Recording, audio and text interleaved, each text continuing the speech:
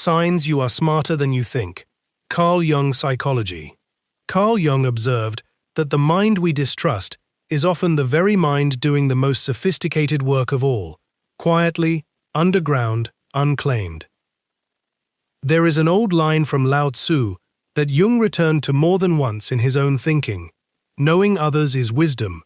Knowing the self is enlightenment, from the Tao Te Ching, chapter 33.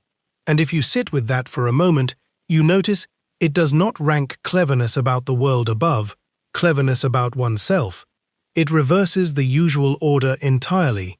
It says the harder and rarer intelligence is the one turned inward. And here is where Jung would stop you and say, do you see it? The very intelligence you have spent years doubting in yourself may be exactly the kind this line is pointing to. Not the kind that wins arguments or scores well on tests, but the kind that notices, that senses the shape of a room before anyone speaks, that intuits what a person really means under what they are saying. That kind of mind rarely announces itself with a diploma. It hides. And because it hides, you have quietly assumed it does not exist. So here is where I want to meet you for a moment. I know what it is like to sit in a meeting and feel the right answer rise up in you and say nothing. Because you were not sure, because someone louder was already talking, because you have done this so many times that not speaking has become its own kind of habit. You are not alone in that, and Jung would not call it stupidity, he would call it a mind that has not yet been given permission to trust itself. So let me say this plainly, in my own voice, before anything else, the insight I silence is not gone, it is only unclaimed, so I stop confusing quietness with absence. I let what I already sense stand up and be counted. I return to myself the intelligence I have been assigning to everyone but me. Say it with me. I make the unconscious conscious. Again, I make the unconscious conscious. Before we go on, one small thing. If this way of thinking is useful to you, consider staying close, so tomorrow's teaching finds you too. Now, if something in what I just said landed somewhere quiet in you, type the two words, face it, in the comments. Not as a performance, just as a small private marker that you are willing to look.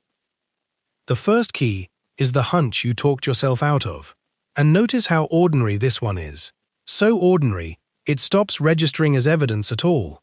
You are in a conversation, or reading a room, or looking at a problem at work, and something arrives in you before you have words for it, a sense of where this is going, a read on a person that turns out later to be exactly right.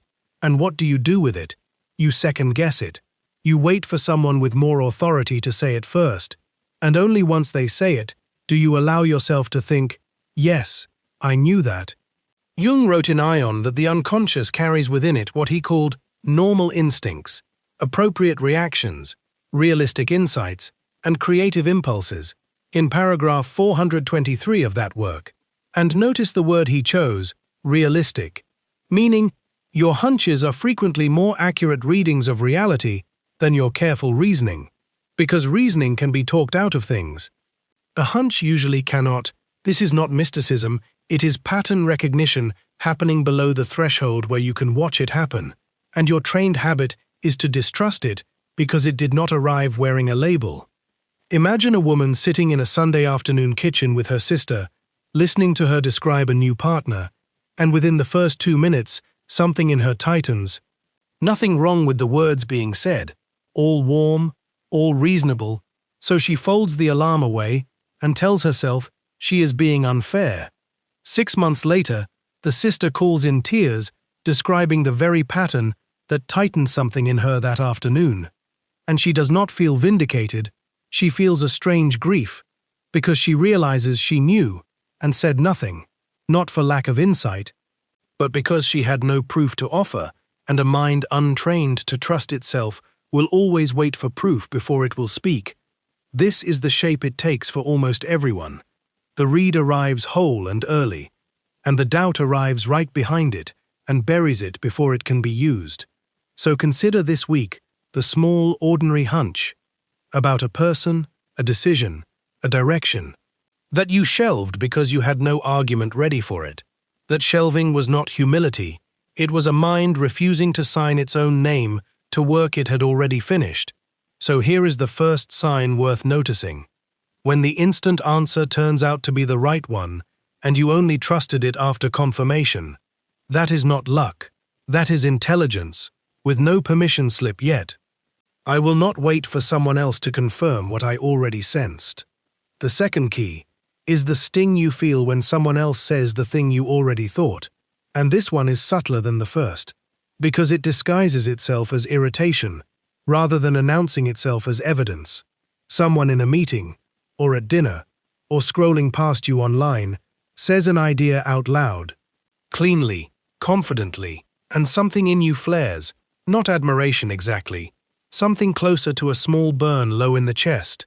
And the easy story, the one you reach for automatically, is that you are simply competitive, or petty, or that they took credit for something that was never yours to begin with. But look closer, because often what actually happened is quieter and stranger than that. You had that exact insight days or weeks earlier, in rougher form, unpolished, half-spoken to yourself in the shower or on a walk. And you did not say it, you let it pass. And now, watching someone else receive warmth and credit for your own buried thought feels like watching a stranger wear your coat out into the cold, while you stand there in your shirt sleeves. Imagine this happening in an ordinary team meeting. A colleague proposes reorganizing a project around one central idea, and the room lights up, nodding, and you sit there with a strange double feeling. Part of you is annoyed at them, and part of you, if you are honest, is annoyed at yourself, because 3 days earlier you had scribbled almost the same idea in the margin of a notebook and closed the notebook without telling anyone. Jung noted in his later work on the shadow that what we exile in ourselves is, in his words, not wholly bad, from Collected Works 11, paragraph 134, meaning, the material pushed down is not garbage waiting to be disposed of. It is very often the exact thing of value, hidden precisely because it was valuable and inconvenient at the same time, valuable enough to matter, inconvenient enough to silence. And here is where envy becomes useful rather than shameful. Envy is not a moral failing to be scolded out of you in private. Envy is a map, and maps are meant to be read, not apologized for. It points with startling precision at exactly what you have disowned in yourself. If you envy someone's calm clarity under pressure, you very likely have clarity of your own, sitting unused. If you envy someone's decisiveness, you have decisiveness you have simply not been exercising. The target of your envy is rarely a stranger's rare gift dropped from nowhere. It is usually a mirror held up at an angle you have refused to look at directly. So notice the pattern across a week, not just once. Notice who provokes that particular burn, again and again, because repetition is the tell. One sting could be circumstance. 5 stings pointing at the same quality in 5 different people is a map with the destination already circled. So this week, when the sting comes, do not rush past it to shame yourself for feeling small or petty. Pause instead and ask what exactly they said or did, in plain words, that stung. And then ask when you last had that same thought, said or unsaid. Because the answer is very often already yours, already living somewhere in you, unclaimed, and waiting to be spoken in your own voice, instead of borrowed back from someone else's mouth. I let my envy tell me the truth, instead of letting it tell me I am less. The third key needs an ordinary day to become visible, because in theory it sounds abstract. But in practice, it happens on a Tuesday, over and over, without you noticing the pattern. So imagine 1. At 7 in the morning you read a message from a colleague and instantly sense the real feeling under the polite wording, but you tell yourself you are reading too much into it. By 9, you are in a meeting and a decision is being made that you can feel is wrong before anyone explains why. A kind of low static under the confident tone in the room, but you say nothing because you cannot yet justify it in the language the room expects. By noon, you notice a pattern in a project that no one else has mentioned, a small thread connecting 2 things that look unrelated, and you dismiss it as probably nothing. By 2, you catch yourself finishing a friend's sentence in your head before they say it out loud. And instead of noticing how often you are right, you notice only the one time you were wrong, and let that single miss erase a dozen hits. By 3 in the afternoon, someone asks your opinion, and you give the safe version instead of the true version.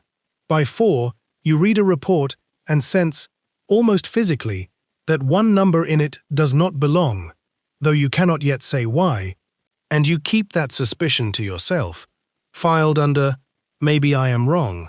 By 6, you are talking with a friend, and you sense exactly what they need to hear, comfort rather than advice, and you offer the comfort, but privately assume this is simply being nice rather than being perceptive.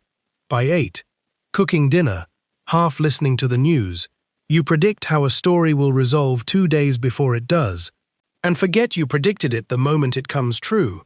And by 10 at night, scrolling, you read an article stating plainly what you had already half formed as a thought 2 years ago, and you feel that same small burn again.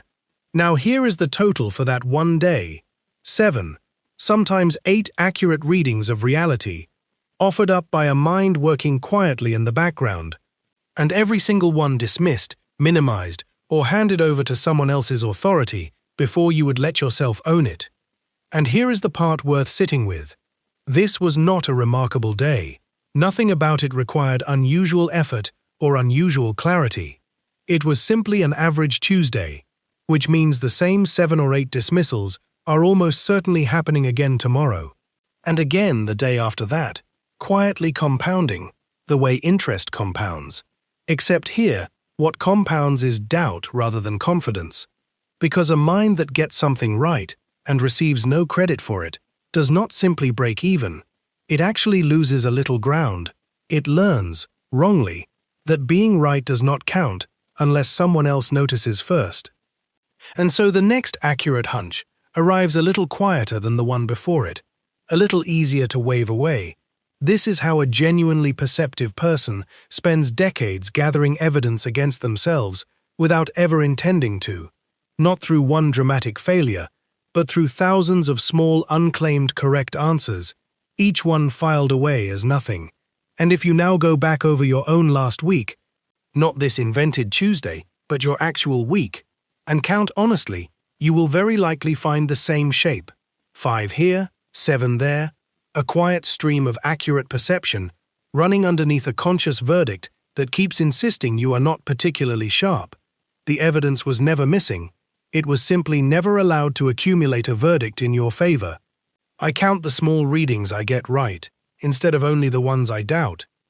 The 4th key asks you to look back further than this week, because this pattern usually did not begin in adulthood. It began somewhere much earlier and much smaller. Imagine a child, maybe 7, maybe 9, who asks the kind of question that makes an adult uncomfortable. Why does this rule exist? Why does everyone agree on something that seems obviously untrue? Who senses the tension between 2 grown-ups before either has said a word? Who reads a room the way most children read a picture book, easily, instinctively, without effort?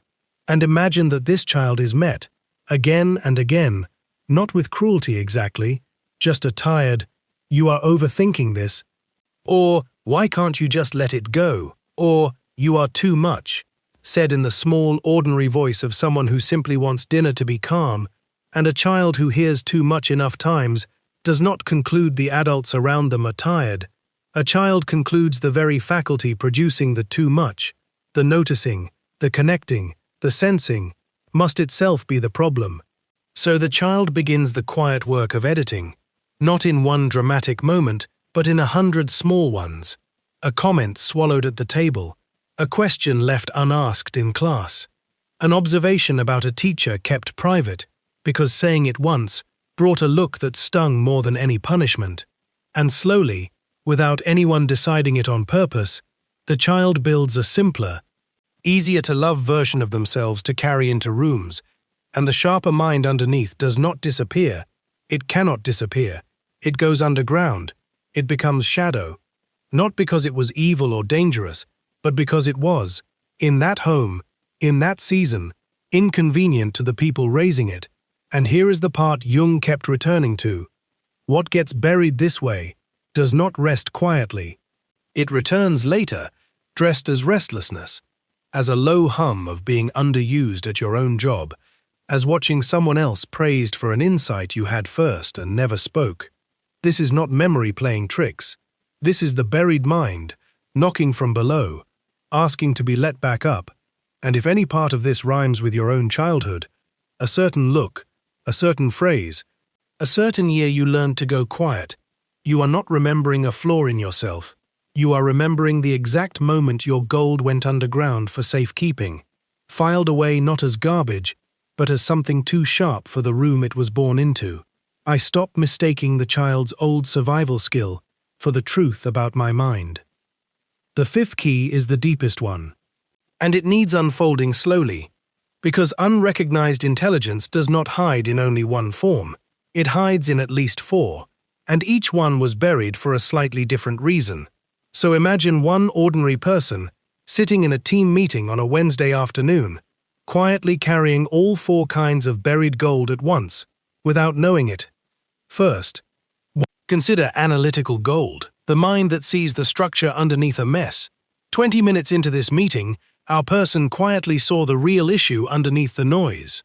The single load-bearing wall, holding up an argument everyone else was treating as 5 separate walls. But they said nothing, because analytical minds often need a beat of silence the room never offers. And a culture that rewards the fastest voice over the truest one trains this kind of mind to keep its mouth shut, so it goes underground, filed away as someone smarter would have already thought of this second. Consider intuitive gold, the pattern sense, the feeling of where things are heading before the facts arrive, 10 minutes before anyone said it plainly. Our person felt the project was going to fail, a feeling with no data attached yet, and because it could not be defended with a chart, it got relabeled inside them as just a mood, just me being negative again. So real accuracy gets filed under luck, meeting after meeting, until the person no longer consults their own most reliable instrument at all. Third, consider creative associative gold, the mind that connects two things nobody else thought to connect. At minute 30, our person noticed the current problem strangely resembled something from a completely unrelated part of life, and the impulse to say it arrived, and just as quickly the old warning arrived with it. Stay on topic. This isn't the place for that. So the connection stayed inside. Filed under. That's probably not relevant. And a mind corrected often enough for wandering eventually narrows its own field of vision before anyone else has to. Fourth, consider relational shrewdness, the quiet, accurate reading of what people actually need rather than what they say they need. Near the end of the meeting, a colleague made a joke that was not really a joke, and our person heard the strain underneath it instantly, and later in the hallway simply asked how they were really doing, and the colleague opened up with visible relief, and our person walked away thinking nothing of it, just being nice, when in fact, an entire silent analysis had run underneath that small kindness. Now follow this same person home, because the burying does not end when the meeting does. That evening alone in the kitchen they replay the day, and instead of counting 4 separate acts of real perception, they fold all 4 into one vague feeling. I didn't really contribute much today, and this is the exact mechanism by which a mind can be extraordinarily active and still report itself as absent. 4 distinct forms of sophisticated perception running quietly all day, and the only entry made in the private ledger that night is a blank. So notice what happened. In one ordinary meeting and one ordinary evening after it, one person performed 4 distinct and sophisticated kinds of perception: structural, anticipatory, associative, and relational, and credited themselves with none of it, filed every one under luck, mood, distraction, or simple niceness, and walked out of that day still assuming they were not particularly sharp. Now here is something reported, rather than something Jung himself wrote. The analyst Robert Johnson, who trained closely within this tradition, recalled that when people finally go looking in the shadow for what they buried there, they are often startled to discover that as much as 90% of it is gold, rather than garbage. That is his recollection. not a line from Jung's own pen, but it names precisely what these 4 kinds of buried intelligence add up to. A person spends years assuming the shadow holds only shame, and then discovers, often with something close to grief, that hidden in that same dark region was also the sharpest part of their own mind, waiting not for permission from anyone else, but simply for the owner to come looking. And this is the turn I want you to sit with. All 4 of these, the analytical, the intuitive, the associative, the relational, were not buried because they were weak. They were buried because somewhere, at some point, in some particular room, they were too accurate for the moment they arrived in. And being too accurate for a room is not a flaw in you. It is only a mismatch of timing. And the meeting ends. The evening ends. The person goes home, still carrying all 4 unclaimed. The way you likely did today in some smaller version of the very same pattern. I go looking for the 4 buried forms of my own intelligence, instead of assuming they were never there. The 6th key is the smallest and gentlest, and it is this. Reclamation happens in grams, not in one dramatic discovery. And I want to slow down here because this is the key. People rush past, they hear gold in the shadow, and they picture a sudden unveiling. A single morning where the buried mind stands up fully formed and takes a bow. But that is not how Jung described the work, and it is certainly not how it happens in an actual life. It happens the way weight comes off a person, or the way a language is learned. In units so small that on any single day you would swear nothing changed at all. So let me give you an ordinary picture of what a gram actually looks like. Imagine a woman named nothing in particular. Imagine her on a Thursday evening, sitting at her kitchen table with a cup of tea gone lukewarm, and instead of a page of gratitude, she writes a short list of names, people who have quietly irritated her this month, and next to each name she writes one word for the quality that provoked it. Next to one name she writes calm. Next to another she writes bluntness. Next to a third she writes ease. And then she sits with the list and asks herself one honest question. Is there a small, real, undeniable moment where I showed that exact quality myself? And she almost dismisses the question, because her instinct says no, I am not like that. But she keeps sitting with it, and eventually she remembers a Tuesday 2 weeks earlier when a friend was spiraling, and she, without planning it, simply stayed calm and steady and said the right quiet thing. And she had not thought of it as a strength at the time. She had thought of it as nothing at all, just what she did, and that is the gram, 1 gram, recovered on a Thursday, from an irritation she almost didn't bother writing down. This is what could be called an envy ledger, and it works precisely because envy never lies about its target, even when we lie to ourselves about why we feel it. Your irritation is more honest than your self-image. It points. It does not flatter. Do this once, and you will likely find 1 gram. Do it monthly, and the grams begin to add up into something you can finally recognize as your own. Not a sudden fortune, a slow accumulation, the kind that only becomes visible when you look back across a year rather than across a single evening. And this is not a call to perform confidence you do not feel. It is quieter than that. It is permission. Simple permission. To notice evidence that has been collecting around you your whole life, unclaimed, patient, waiting for you to come looking with a pen and an honest question, instead of a verdict already decided. I collect my own evidence, 1 small grain at a time. Here is the whole picture. The hunch you talked yourself out of was accurate more often than you gave it credit for. The sting of someone else's insight was a map pointing straight back at your own buried gold. 1 ordinary day contains 5 or 6 dismissed moments of real perception stacking quietly against you. The child who was called too much simply learned early to hide a mind that was, in fact, working correctly. The 4 kinds of buried intelligence, analytical, intuitive, associative, and relational, were never absent, only inconvenient for the rooms you were in at the time, and the reclaiming of any of it happens not in one grand revelation, but in small honest grams, gathered on purpose, And if you look at all 6 of these together, you notice they were never 6 separate lessons at all. They were one single recognition, wearing 6 different coats. The intelligence you have spent years doubting did not need to be built from nothing. It needed only to be found, in the very place you were taught never to look. So I make the unconscious conscious, once more, in my own voice, quietly, without performance.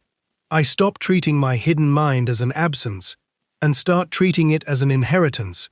I am finally ready to collect. Say it with me. I make the unconscious conscious. Again, I make the unconscious conscious. And if you are still asking whether you are smarter than you think, perhaps the truer question, the one Jung would leave sitting with you by the fire tonight, is simply this: what might you already know that you have not yet given yourself permission to say out loud?